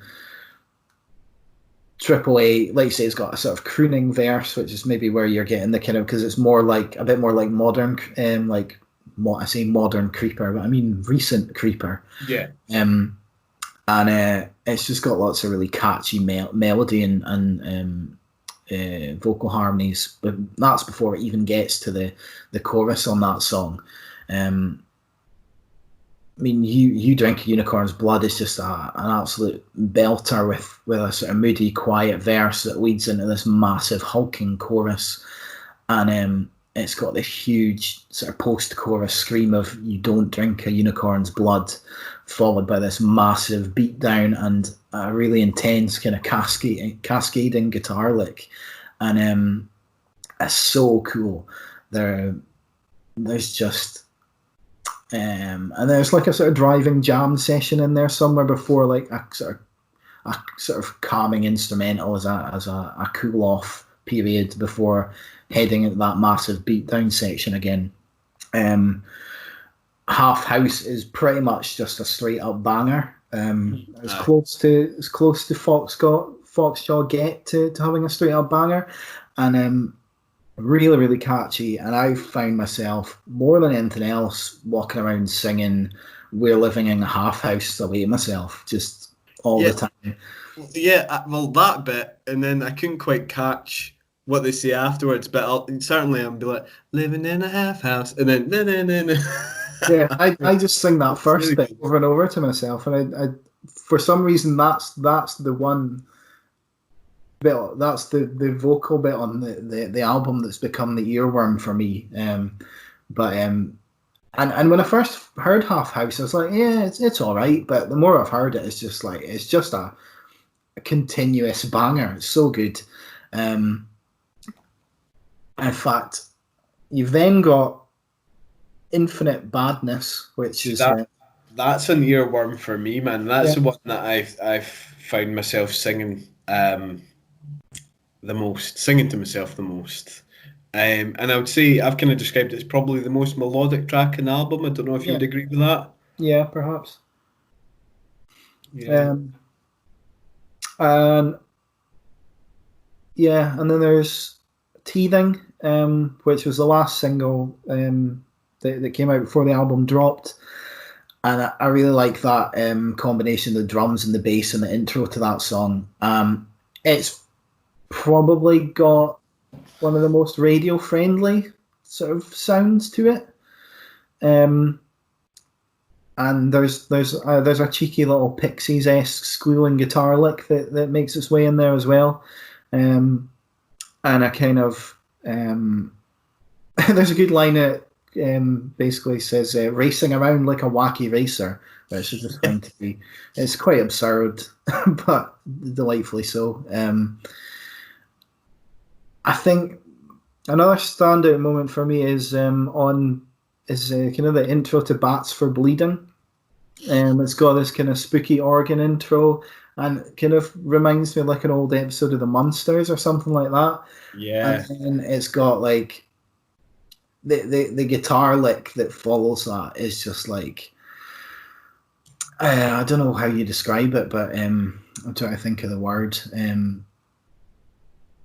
I can't think of a word, but it's fucking awesome. And it's one of my favourite moments on the album, and it's then followed by this kind of Monster Mash kind of vocal style in the verse, and I think that reminds me a little bit of Creeper and this sort of new romantic kind of doo-woppy kind of vibe as well. And then it kind of, it all slams back into that massive riff with the lyric "They torture me still," and it's I can't describe how good that riff is. It's just it's one of the best moments on the album for me, and it probably doesn't get used enough. But I just love it. I think the Monk is probably the only track that I'm not too hot on. There's parts of it that I do like. There's a really sort of hardcore riff on there, but I'm not that bothered about the rest of the song. So when that riff comes back in, it's good, but it's the most forgettable track, to be honest. And then the closing song, Royal Swan, is a pretty epic 7 minutes, and it's got, again, like every song on this album, really catchy riffs, huge heavy moments, huge melodic moments. The vocal moment around the 2 minute, or just shy the 3 minute mark, is the line, "So where can I be proud for the pilots who died in plummeting hurricanes?" And it's not really the lyrics, it's just the melody, the way they're sung. And I can say that for a lot of the lyrics here, because I think a lot of it doesn't really make sense. It's just kind of cool words linked together, and maybe difficult to interpret, but it's the way they're delivered, and the melody that they're delivered over that make it so interesting. I mean, there's lines like, "And nobody wants a pharmacy car boot sale where they ground down narwhal tusks to magic dust." I mean, yeah, and I think on like, well, the first or second track, whichever way you want to look at it, Trophies in the Attic, I think, is he talking about collecting pebbles or something like that? Or something going awry, and I think the next lyric is, "But at least I've got an ice cream." yeah. Something like that. The lyrics are just kind of absurd, but they're cool. They're cool to listen to. I did read in an interview. I can't even remember where it was from now, which is quite bad. If I find it, I'll send you the link. Yeah. Because it's a kind of similar website to the kind of Head Scratcher, and they actually conducted an interview with the band.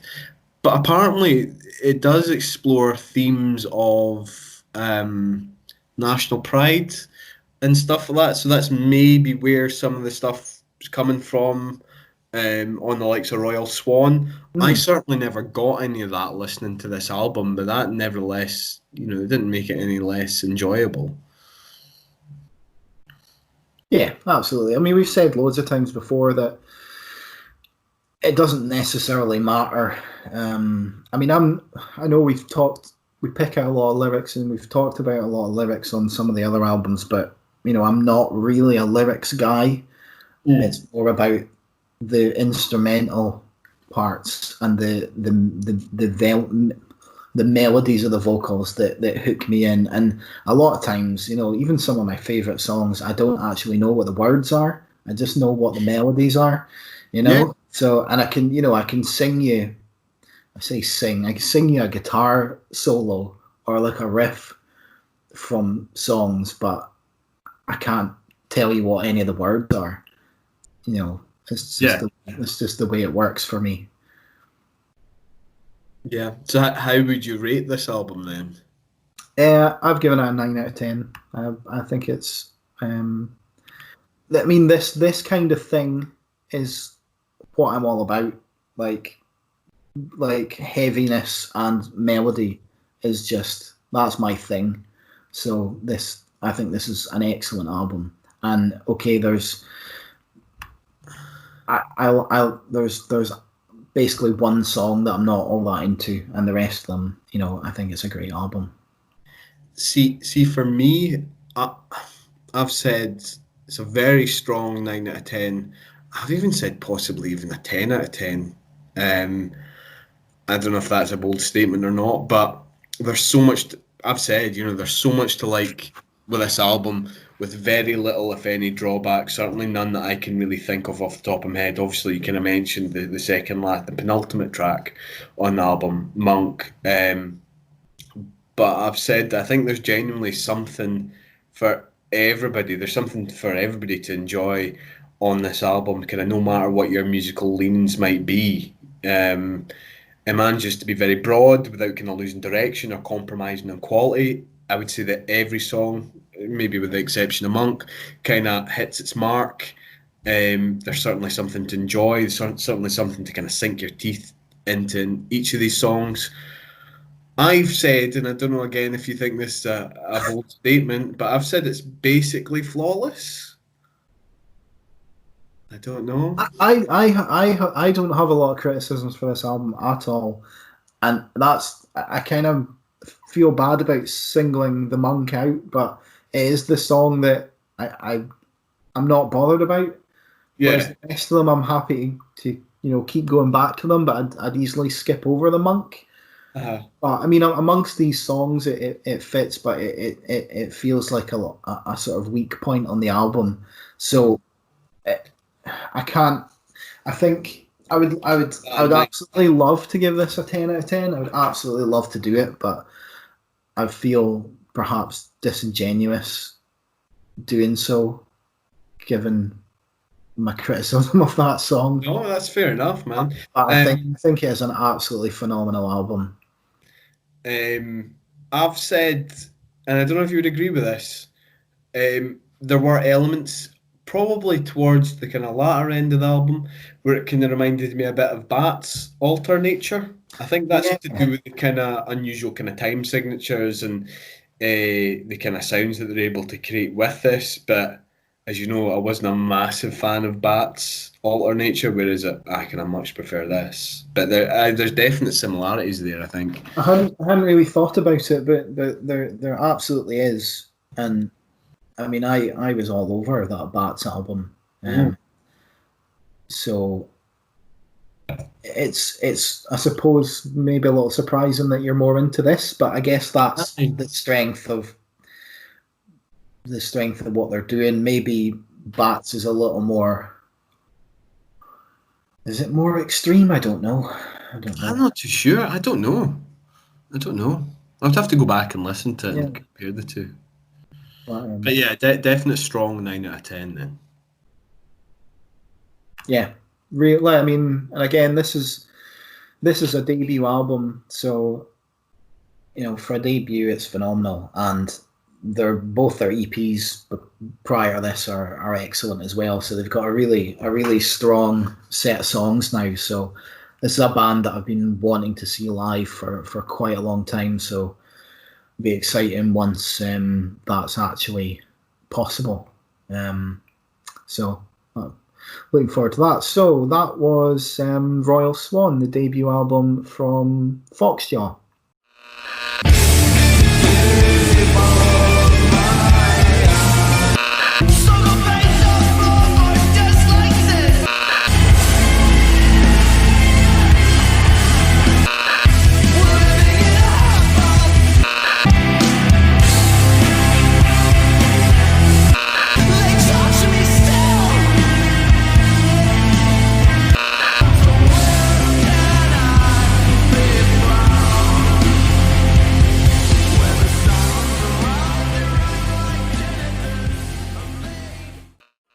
Okay, last one then.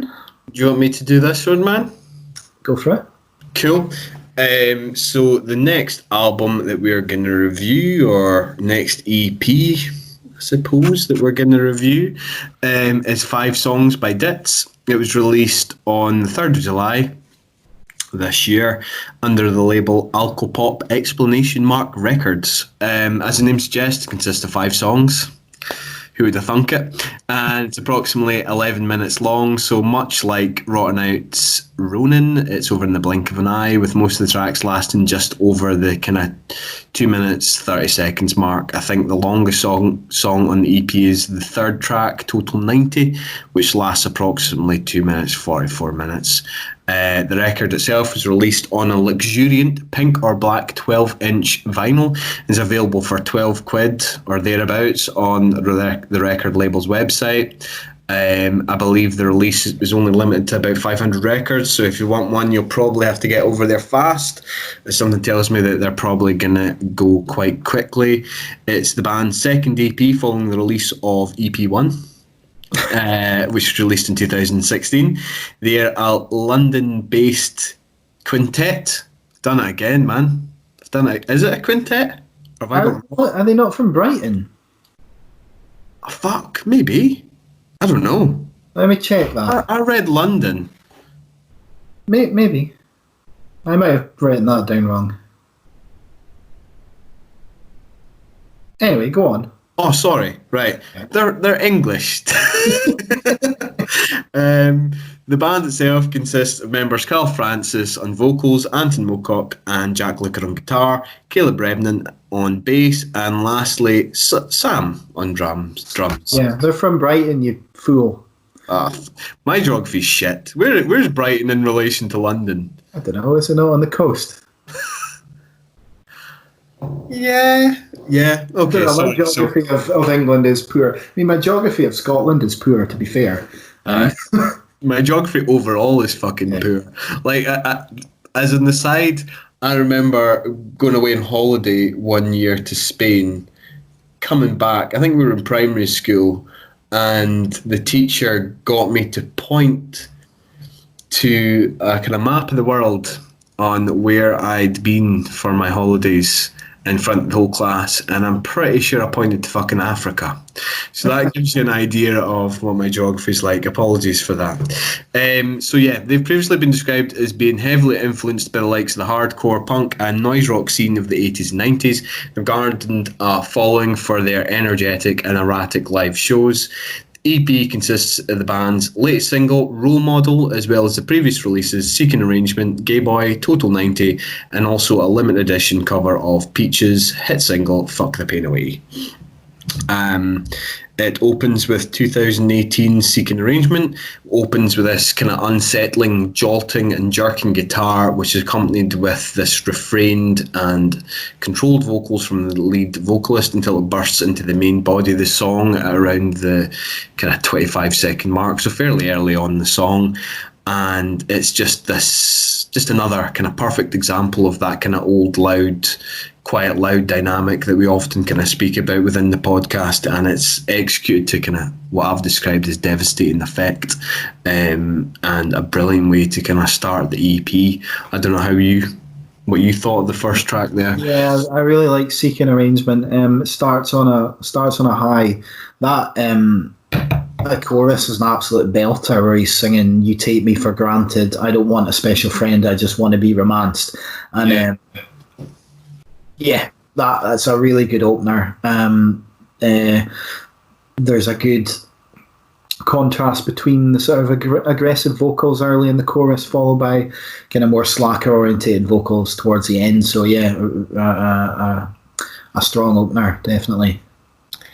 The second track, Gay Boy, as we mentioned, kind of opens with this almost kind of dirty sounding guitar riff, or how I've described as a kind of dirty sounding guitar riff. Then there's a return of that similarly unnerving spikes, that kind of lead guitar. From what I've read, the song is a commentary on homophobia and bigotry. Okay. In an article that I read on a website from I said So Young. It's So Young magazine. And, we can post the link as well. The lead singer, Carl Francis, is quoted in saying that the song is about the irony of the anger of bigotry. Nothing makes me angrier than bigots, but bigots only exist because they're angry. Lyrics themselves include kind of, tell me, does it make you feel good that you're bad? Does it make you feel anything more than a man? You can be angry while I can too. I've got plenty more reasons to be angrier than you. And that chorus, it's really fucking good. He's just screaming, the price I pay, the price I pay, the price I pay for being this way. And then it's just this kind of followed by this kind of guttural howl, if you could even call it that. I don't know, where he's kind of almost this kind of maniacal laugh, as it were. That aha, aha, aha. Really got to me, man. And yeah, I really enjoyed it. Yeah, I didn't kind of read into the context of that song that much. And I found it was a little bit of a dip following how much I enjoyed the first track. But right. It's a decent song, and it kind of reminded me of sort of an Idols track in the sort of stomp of the drums and the grunt of the bass. It kind of reminded me of I think Idols are kind of contemporary of this band anyway. But it's a decent song, but I think after I think I just enjoyed the chorus on that previous track so much that the Gay Boy was a little bit of a dip after that. Cool. What did you make of track 3, Total 90? Quite like it. It opens with like powerful drum beat, and there's like a pretty hooky sort of pre-chorus section before it just charges into this really antagonising, cacophonous chorus. As a particular highlight later on the track is where it builds with the repeated line of "your eyes," and he just says "your eyes, your eyes, your eyes, your eyes, your eyes, your eyes," and then he screams "are dead," and it's like, I mean, I don't do it justice there, but it's a really powerful moment when it's you're right, man. I just sounded like a bit of a fanny doing that, but on the song, I promise you, it's quite good. It works well with the song. And the notes that I've got here, apparently, from what I've read, I never got this necessarily from the lyrical content. As we said before, and we say time and time again, it's kind of difficult to decipher lyrics at times. But from what I've read, this song kind of further explores those same themes as kind of in Gay Boy, or certainly the video is aimed at highlighting discrimination and inequality that exists within football today, and sees the band face off against another team of musicians consisting of the likes of Laurie Vincent, who's one part of the band Slaves, and members of FUR. The band are purportedly wearing Ultrachumps FC's Football versus Homophobia rainbow coloured kit in the video as well. It's quite cool, quite a cool video to watch. Saying that, I found the fourth track, Role Model, which, as we said, is the kind of band's latest offering. For my money, probably sounds most like a Slaves song. Again, there are other contemporaries and obviously friends of the band, having been in the video that I just mentioned. Yeah. But it certainly reminds me of something that you might have heard on the Slaves debut album, Are You Satisfied? Really good. I found that really enjoyable. Yeah, I'm really not.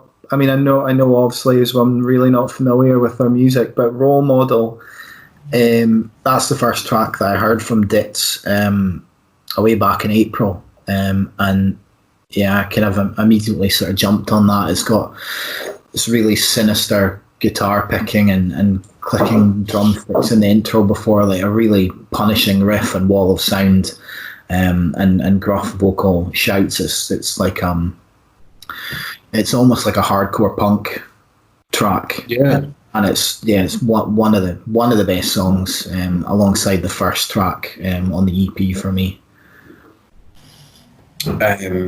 And as we said, the kind of EP closes with the aforementioned limited edition cover of Peaches, Fuck the Pain Away, which I would have said is pretty much a straight cover.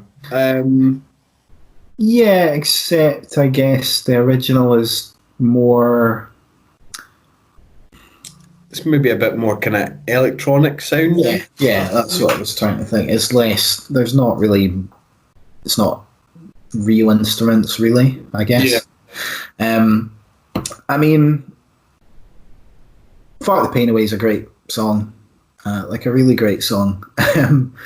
And this is, like you say, a fairly straight up cover, which is nice. But, you know, I'd prefer to listen to the original. The vocals, the vocals just don't seem quite as effective for me on this version than the original.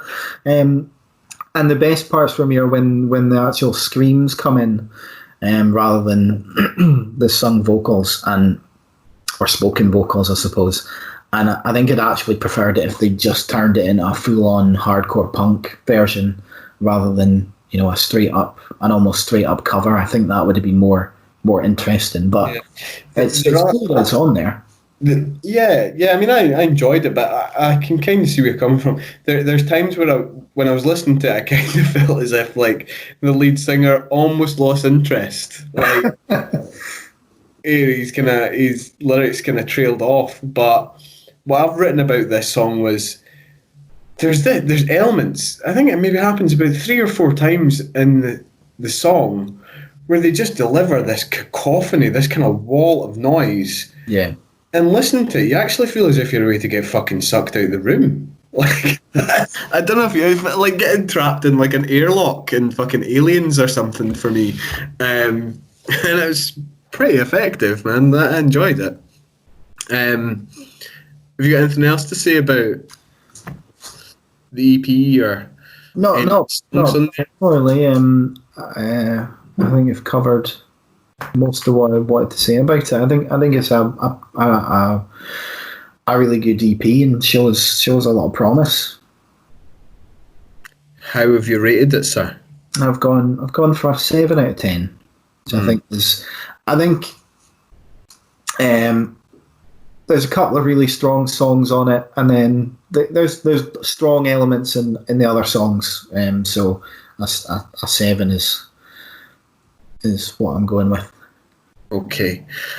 I have given it a 9. Yeah, okay. I really enjoyed it. Obviously, as we kind of mentioned, they're obviously heavily influenced by the kind of punk scene, post-punk scene. I don't know. It feels really punky to me. It's kind of right up my street, and for that reason, that's why I've given it a 10. Really dug it. I think it'd be interesting to see what they come out with in the future. And I'd quite like to get a chance to see what they're like, actually. Given what we've kind of read about their kind of live shows, it'd be good to see what's actually like, experience it for myself. Yeah, absolutely. I think the chorus on Seeking Arrangement would be a lot of fun to sing along to.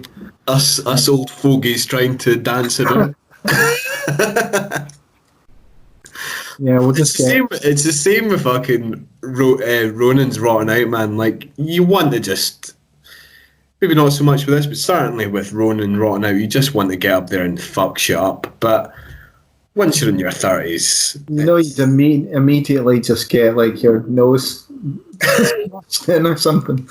Glasses would be off immediately. Do your hip in or something like that. You'd be out of action for a month. Yeah, absolutely. All right, well, that's pretty good EP. So it's 5 songs EP by Ditz. Mm-hmm.